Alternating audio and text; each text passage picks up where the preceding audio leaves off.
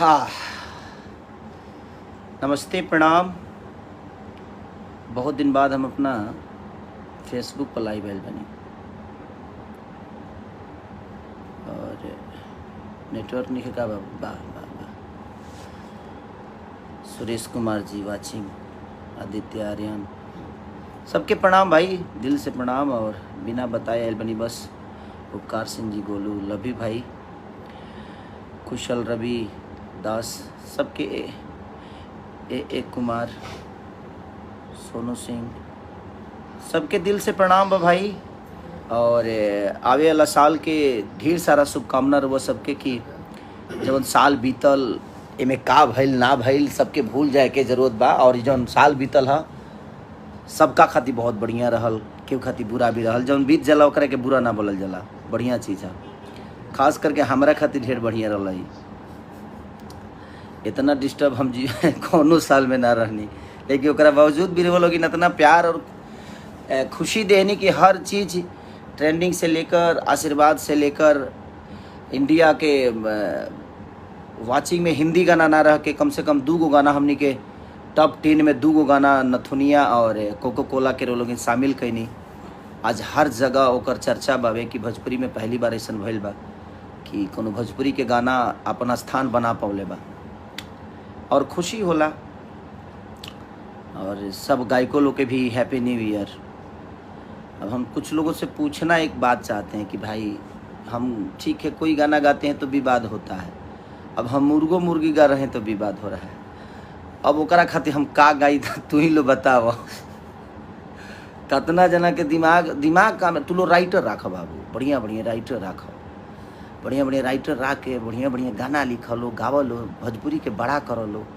अब एगो मुर्गी के पीछे पूरा भोजपुरी इंडस्ट्री पड़ गई बा। मुर्गी ना बुझाता जे लंदन से आयल कहनूर हो गई बिया। सच पूछे तो लंदन से कहनूरे लेके आए देखिए है कहनूर के तरस ले लेके आइले उड़ा दे। देखिए हमारे साथी, देखिए ये जो प्रणाम सबसे पैसा वाला आदमी यही है। ये हमारे रंजन भैया हैं जी, नमस्कार। और हमारे इधर नीरज रणधीर जी जो कि नेक्स्ट मूवी करने वाला हूँ, हमारे डायरेक्टर हैं, बड़े प्यारे डायरेक्टर लोग हैं। तो बस नए साल की ढेर सारी शुभकामना आप सबको। देखिए सबसे बड़ी चीज़ जानते हैं क्या है, खेसारी लाल यादव विवाद में रहता नहीं है। लोगों को विवाद इसलिए करना है कि भाई खेसारी का ही नाम लेकर बड़ा होना है। प्रॉब्लम यहाँ है कि खेसारी को जब तक हम टारगेट नहीं करेंगे जीवन नहीं चलने वाली है। अपन तो कुछ चलत बा ना, तो इकरा के डिस्टर्ब करबो तो कुछ करी है। अरे भाई हम आजे से देखत नहीं हो, तारा लोग के ड्रामो आज से तो देखत नहीं कि हम डिस्टर्ब हो जाए। हाँ, हमारे चैनल थोड़ा सा डिस्टर्ब भइल बा कि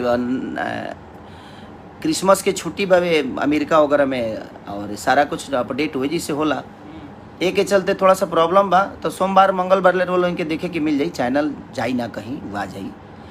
तो और जितना लोग हमारे से जुड़ल बा तनी शेयर लगा दे लो बढ़िया से, तनी प्यार आशीर्वाद यही रउआ लोग हमारे साथे बानी ना, तो बाकी लोग तो कोनो दिक्कत नहीं है। बाकी लोग कितना साथ देला रउआ लोग जानता नहीं, बाकी लोग साथ ना देला। तू लोग जितना हमारा फेरा में बारह उतना अगर अपना फेरा में रहता तो शायद कुछ कर जैता। हम केहू के फेरा में रही लेना आ कितना जना के लागत जे हमार कुछ गाना का दुनी पैसा लगा के बढ़ावल जाला। आए वाह बाप रे, पैसा तू ही लगावेला का? तोहरे घर से आवेला, ओरिजिनल व्यू होला इनकर। बाप रे बाप, गजब इनकर व्यू भागता। तहार तो व्यू इतना भागता न बाबू, इतना धरती पे बाजता नु कि हम धरती कई जगह तो धरती फाट गइल ह। कान हमनी को बंद करके कई जगह तो हम देखनी दरार पड़ल दानवा के धमक से। गजब भाई, इतना दीजिए यूट्यूब ना रहो दिनों खेसारी अलगे रहले लोग के प्यारे के वजह से। तो लोग जेकरा के प्यार करला ओकरा के तार लो। अब एगो मुर्गी के पीछे तू लोग पड़ गइल बा, जब तक लोग माने लात बचौनी ना काट देबा नु तले मुर्गी अस्थिर ना रही।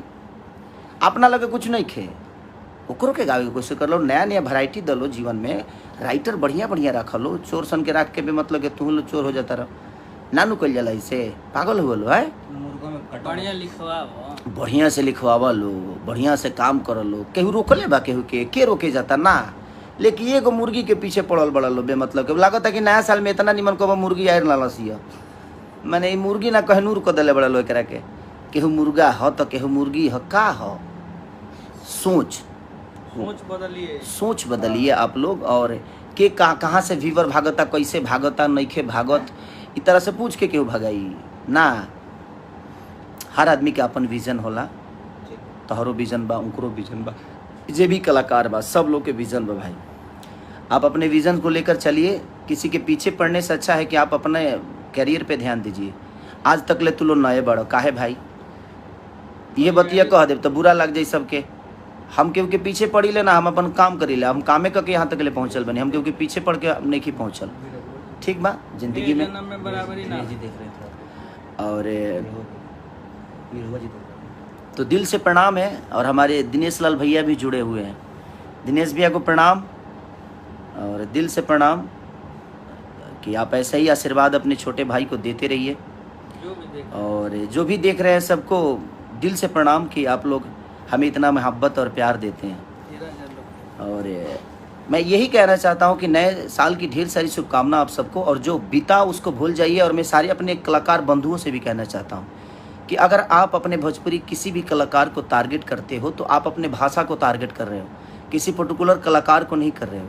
आप लोग बेहतर करिए, हमारी शुभकामना है। हमसे जो आपको मदद चाहिए आप हमें बोलिए कि हाँ भाई जी हमें ये मदद चाहिए, हम सब मिलकर एक दूसरे को बड़ा करें। तो एक काम अगर मैं देखिए विवाद में लाना हो तो मैं अगर भैंसी भी गाऊंगा तो विवाद में आ जाऊंगा, क्योंकि आप लोगों को एक ही काम करना है कि खेसारी को डिस्टर्ब कैसे करना है, खेसारी को नीचा कैसे दिखाना है कि खेसारी को नीचा कर दें। हम मत करिए, आप अपने भाषा को नीचा कर रहे हैं। एक पर्टिकुलर खेसारी माने खेसारी से भोजपुरी है कि भोजपुरी से खेसारी बढ़े, तो आप लोग कोशिश करिए कि भोजपुरी को और हम सब भाई मिलकर बड़ा कैसे करें। एक आदमी को कैसे नीचा दिखाना है, ये कर देना है, वो कर देना है कि खेसारी कुछ गई है तुम के विवाद में, ओकरा के उल्टा सीधा जोड़ के ओकरा के विवाद में लिया देगा बा। हम मनोरंजन करते हैं भाई, मनोरंजन का कोई शब्द नहीं होता, मनोरंजन की कोई जात नहीं होती, मनोरंजन का कोई धर्म नहीं होता, कोई मजहब नहीं होता। मनोरंजन तो जो कान को अच्छा लगता है चाहे जिस भाषा का हो। अब बताइए पुष्पा का 4 गाना टॉप 10 में था, तो हमारे भाषा का चीज़ नहीं था, लेकिन वो लोगों के कान को अच्छा लगा और वो बड़ा खूबसूरत हो गया और पूरी दुनिया ने उसको इतना सारा प्यार दे दिया। तो मनोरंजन का कोई समझ लीजिए कि भाषा नहीं होता है। मनोरंजन तो मनोरंजन होता है, संगीत तो संगीत होता है, संगीत का कोई भाषा नहीं होता है।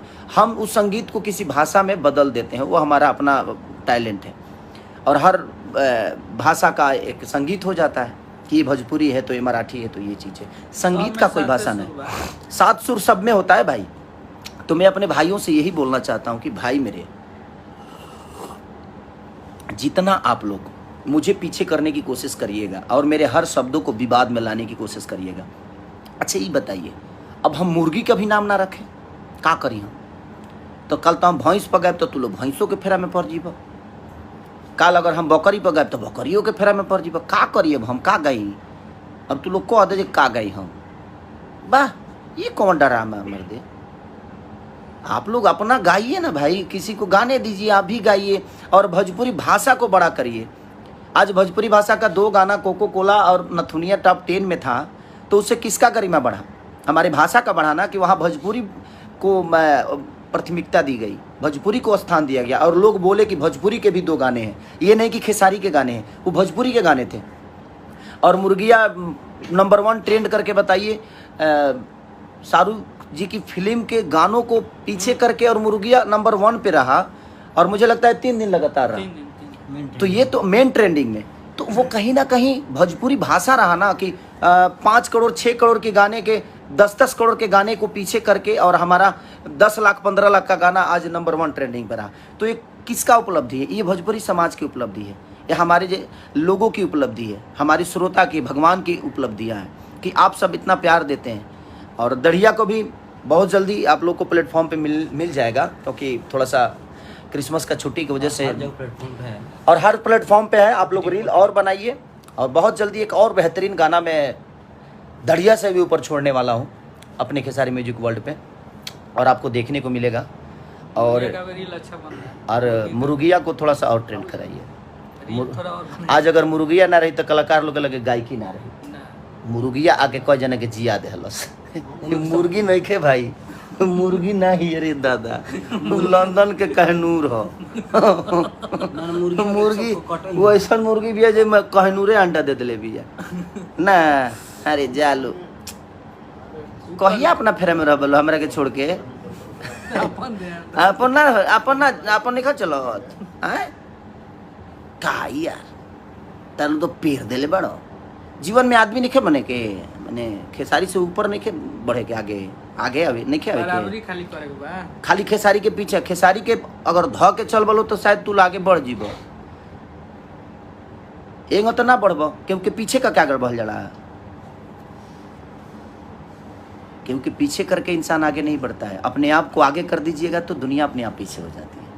तो कोशिश खुद को बड़ा करने की करिए, ये नहीं कि आप कोशिश ये करिए कि जो आगे है उसको पीछे खींच दे, नहीं, उससे पीछे नहीं करिएगा उसको, क्योंकि उसके अंदर वो पावर और ताकत और क्षमता है कि वो अपने आप को यहाँ तक पहुँचाया है। तो ऐसे पागलों की तरह नहीं पहुँचाया, वो चिरकुट बिटोर के नहीं पहुँचल हमें जी। हम पढ़ल ना ही लेकिन चढ़ल हई, हम पढ़नी ना लगी खाली चढ़नी, ऐसे जो हमारा काम करे आवेला हम कामे कल चाहता नहीं भाई, हमारा पीछे मत पड़ा लो।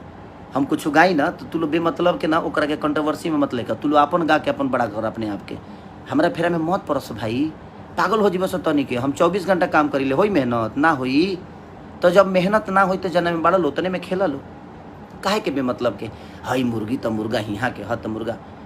अब जगदीशपुर लड़का रहे वाला हो तो कहाँ से मुर्गा ले आई, बगले से न लेके आई। कलाकार का कोई पर्टिकुलर जिला होता है नहीं, हम सब जिला के लोग हैं, हम सब जिला के लोग प्यार करते हैं, सब जिला के लोग हमें सम्मान करते हैं। वो तो एक मनोरंजन के तहत पे चीज़ों को किया गया है और आप उसको कंट्रोवर्सी कर रहे हैं। आप लोग जानबूझ के कंट्रोवर्सी और खाली खेसारिये पे होला, बाकी लोग ना गवे हैं। खेसारी कुछ गा दी है तो ओकरा के माने गलत साबित कऽ देवे के बा, ई तारा लोग के दिमाग में बजे खेसारी कुछ गा बस वो गलत साबित ओकरा के करे के बा, चाहे वो जाओ ना विधि हो जाओ, कौनो बात ना क के देखा लो। इतना दिशा तो करते बड़ा लोग कुछ उखड़त तो बा ना, आगे भी ना उखड़ी हम जानत नहीं। ऐसे हमारा काम करे वाला मेहनत करे वाला और हम मेहनते के भरोसे अपना जीवन के चलाइले और अपना जनता के भरोसे चलाइले और जनता के प्यार हमारा मिलत रहेला। तारा लोग से हमारे कोनो लेने नहीं के, 2 4 5 10 जना से कुछ उखड़े के बा ना, ऐसे जो प्यार करे वाला हमारे अरबों में बाड़े, तो तारा लोग के बस की बात नहीं खे। तो एक के ध्यान दलो, आपन गावलो, आपन चीज़ करलो। एगो चीज़ के छोट छोट मुर्गिया एगो मुर्गी के पीछे पड़ के जब तक ले ओकर माने ओकर लाद पचनी ना काट देवलो तो तू अस्थिर ना हो। अरे का कुछ बेहतर सुनना चाहती है, खेसारी मुर्गी गा दिए ना, आप कुछ बेहतर करिए कि समाज को कुछ बेहतर गाने मिले।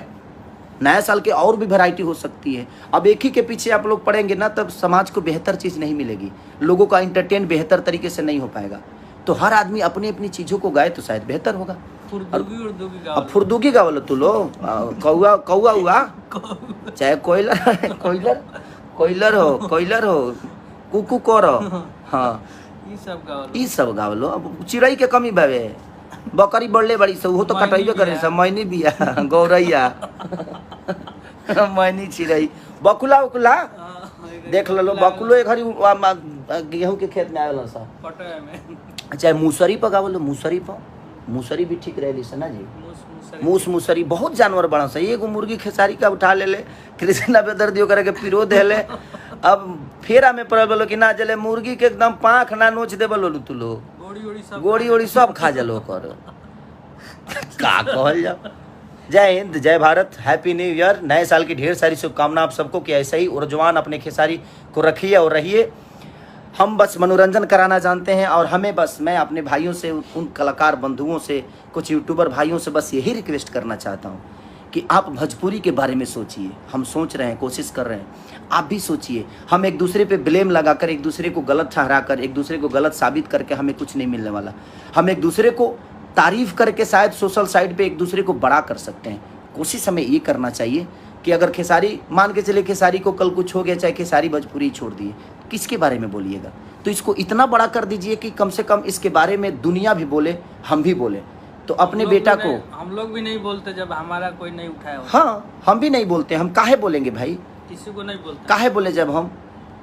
लेकिन कोनो बात ना, जवन हम गावत नहीं तौने के पीछे आप लोग नया करिएगा ना तो समाज को बेहतर चीज़ें मिलेगी। तो आप कोशिश करिए कि नया किया जाए भाई, सब भाई मिल के और सब लोग मिल के बड़ा करें भोजपुरी को। सिर्फ एक माने खेसारी से भोजपुरी बा ना, खेसारी से भोजपुरी नहीं, भोजपुरी से खेसारी हैं। तो हमें भोजपुरी को बड़ा करना है। आज भोजपुरी समाज ने मुझे बनाया है ना, तो हमें भोजपुरी समाज के लिए सोचना पड़ेगा ना, बेहतर बेहतर मनोरंजन दें हम।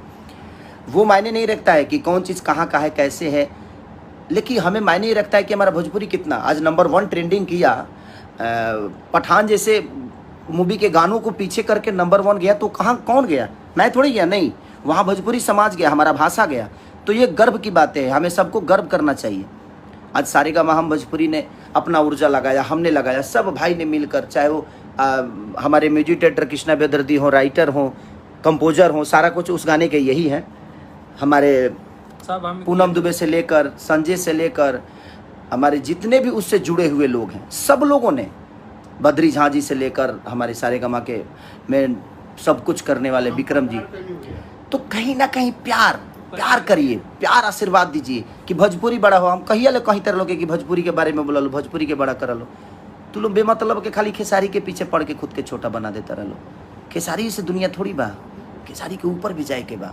तू लोग और आगे बढ़ा, हमारा खुशी हो यार। ऐसा थोड़ी बा, मैंने हमारा अलावा कुछ सोचे के नहीं के तर लो के, सोचा लो, अपनों बारे में सोचा लो, अच्छा लगी, बेहतर कर लो। और हैप्पी न्यू ईयर भाई, जितना भी हमारे कलाकार बंधु बड़े ओकरो के ढेर सारा शुभकामना कि नया साल में कम से कम अपने आप के सब लोग बदलो ना। कुछ कहबा का जी, सबको प्रणाम। और नया साल आ रहा है और आशीर्वाद ऐसे ही बनाए रखिए हम लोग पे, दोनों भाई पे, हमारा जितना भी टीम है। और आप लोग के आशीर्वाद से हम लोग चलते हैं और आगे भी आप लोग दुआ कीजिए। एक से और मुर्गी अभी तो अभी बकुला उकुला भी आएगा मुर्गी के बाद पूरा सारा है दिया लोग करेजी छोड़ दिया सर हे बाबू, करेजी बामनी को लाइन जाएगो। चलिए हैप्पी न्यू ईयर और ढेर सारी शुभकामना। आप लोग अपना प्यार और आशीर्वाद ऐसे ही हमें देते रहिए कि हम ऐसे ऊर्जवान होते रहें और आप सबके मोहब्बत के लिए हमेशा काम करते रहें। Love you.